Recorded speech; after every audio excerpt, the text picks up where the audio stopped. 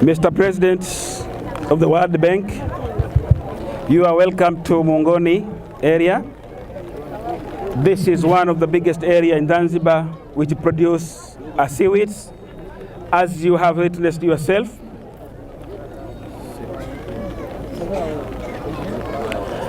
The people of Muungoni have been benefited a lot from a seafish project from the World Bank, and they are still waiting to be benefited from World Bank, as you have seen and witnessed their request to you: warehouse, dry areas, transportation, and also capacity building to produce a large quantity, a better quantity of seaweeds. Seaweed is one of the top crops exported from Zanzibar to abroad. And this is one of the targets of the government of Zanzibar, to make sure that we empower women. Mostly they engage themselves in the production of seaweeds, as you see here in Muungoni. And this forum is yours, Mr. President. I warmly welcome to Muungoni. Thank you. Welcome again to Zanzibar. The people from Muungoni are now waiting to listen from you. Okay. They are very happy. And the gratifying part about being here is the enthusiasm of the women and their feeling that they are benefiting from a project, and their answers of how it makes them pay for their school fees, manage their homes better.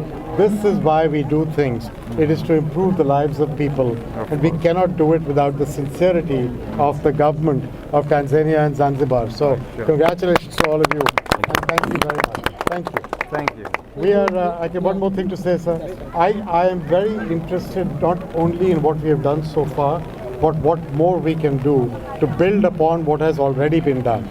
So listening to them talk about more barges, better drying facilities, warehousing, some transport facility.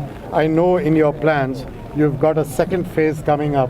Yes. Whatever we can do in that second phase, let's do, and then let's look at the third phase. Okay. Because they deserve the chance to keep improving and keep doing better, including more value-added manufacturing, not just export of raw seaweed. Sure. So thank you for your leadership. Thank you. Thank you for all that you do, and thank you for the partnership. Thank you so much, sir. Thank you so much. President, because of the weather condition, please. City through solar power and through distributed solar power. It's $5 billion from IDA, but also 10 billion more from the private sector and local public sector, meaning government finances as well. It's not just the 5. So it's actually 15 that's going to go into creating 100 million people access. The timeline is 2030 to finish. So we are today in 2023. Let's say we start next year. That's 6 to 7 years to reach 100 million people. That's the first ambition. Now the question is, there are 600 million people in Africa without access to electricity. If we reach 100, that's still not enough. We have to now think about the other 500 million and find ways to do that. Last question from Henry, please. My name is... The real challenge is funding and the ability to absorb that funding on the ground. It's not as though everybody can just do with funding. They also need capacity to use it. So we have to do both the things, provide the money but also build the capacity. But you can see from the results that this is worth doing. That's why you can see I'm saying phase 2, phase 3. It's a good thing to do. So thank you very much for that question. It depends on you and the government. You have to also make the hard decisions to prioritize. If you decide to do a little bit with every area, that's what the bank will end up doing. I don't think that's in your best interest. Your best interest is to use the bank for where we can make the most change happen in the shortest period of time for the priorities your government has, which is economic empowerment, inclusion, women, and infrastructure.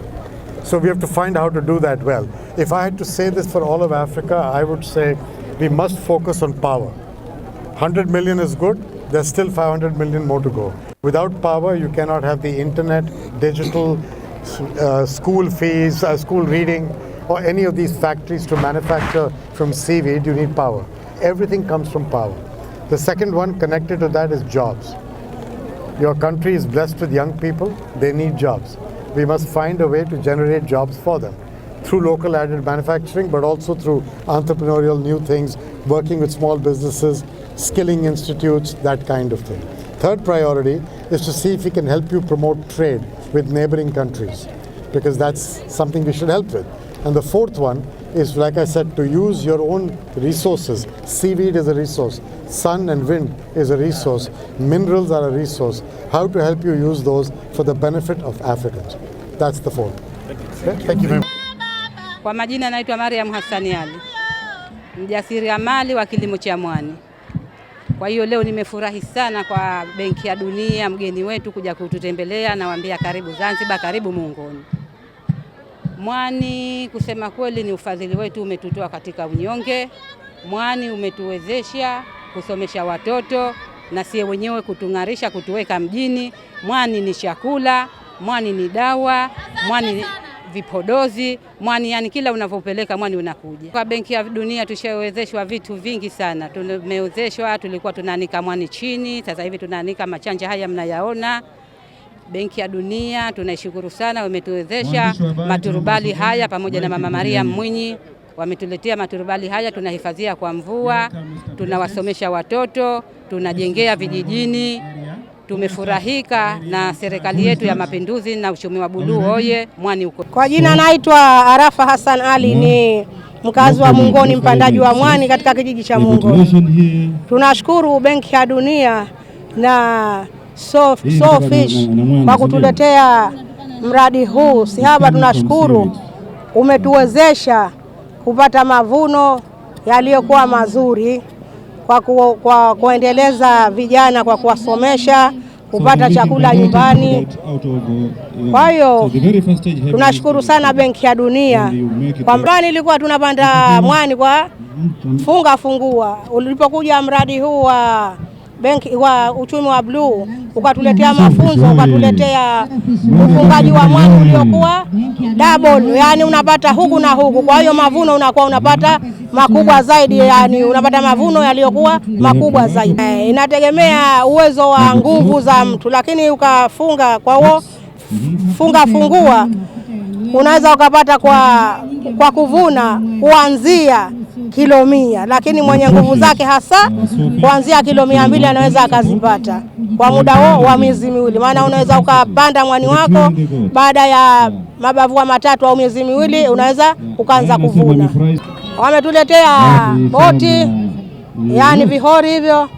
Wametuletea vitu kidogo kidogo, lakini pia tulikuwa tunahitaji vitu zaidi, yani hivyo vitendea kazi, yani tupate viatu, tupate miwani, maana tunachukua muda mkubwa uko pwani majini. Tupate miwani, tupate kofia, baadhi ya siku jua linazokuwa kali tunakuwa tunaumia, au tupate nguo zilizokuwa zinahifadhi maji asituingie kwa muda mkubwa maji ya chumvi. Soko tunasema tuko katika njia haijambo kidogo, maana kwa sababu hapa petu kijijini ipo ukawa nao unakwenda ukauza, lakini kuna baadhi za siku ule mwani unapokuwa mwingi sana, ile soko anakuwa pesa zake kidogo, lakini mwani ukawa kidogo pesa zinakuwa zipo, ukana mwani wako hata kilo